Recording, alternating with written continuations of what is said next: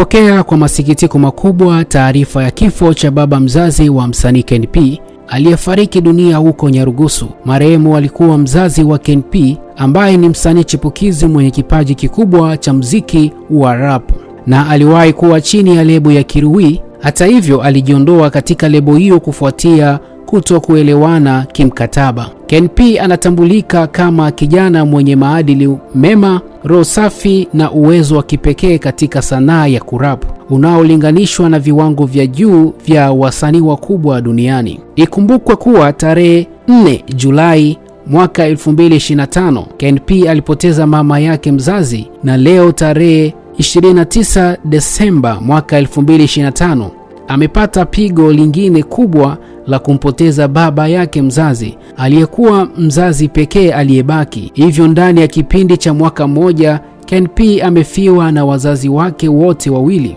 Kwa taarifa hii tunapenda kuwajulisha ndugu jamaa wote wanaoishi Nyarugusu kuhusu msiba huu mzito. Tunaomba jamii imtie moyo Ken P pamoja na familia yake katika kipindi hiki kigumu cha majonzi. Mwenyezi Mungu hailaze roho za marehemu mahali pema peponi na awasamehe dhambi zao na awape familia uvumilivu na subira katika kipindi hiki cha msiba. Msanii Ken P ambaye alikuwa miongoni mwa wasanii walikuwepo kwenye lebo ya Kiruwi ikiongozwa na msanii Nyagumani, alikuwepo kama msanii rapa anayerapu na kufananishwa na marapa wakubwa duniani. Lakini ndani ya mwaka mmoja amepoteza wazazi wake wote wawili, ambaye mama yake mzazi alifariki dunia tarehe 4 Julai mwaka 2025 na baba yake amefariki dunia tarehe 29 Novemba mwaka 2025. Yaani ndani ya mwaka mmoja Ken P amepoteza wazazi wake wote wawili, na baba yake ndiye aliyekuwa amebaki kama mzazi pekee tu,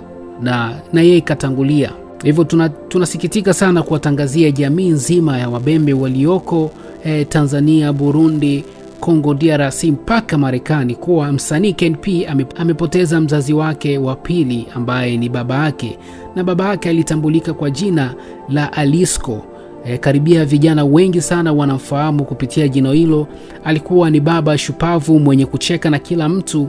Alikuwa akimsapoti mtoto wake hadi kwenye baadhi ya video alionekana ndani ya video za mtoto wake Ken P kumsapoti mwanae. Na sababu kubwa za kifo chake hatujaweza kufahamu nini sababu ya kifo chake. Hivyo tunasubiria hotuba kutoka kwa familia, hata wataweza kutuambia nini chanzo cha kifo chake. Endelea kufuatilia JL Passenger, tutahakikisha kuwa kila taarifa usizozifahamu kwa uharaka utazipata hapa. Cha msingi una subscribe, una like, comment, pia share kwa ndugu jamaa na marafiki. Na mimi naitwa Omri Amegene Yuji Star. Asante.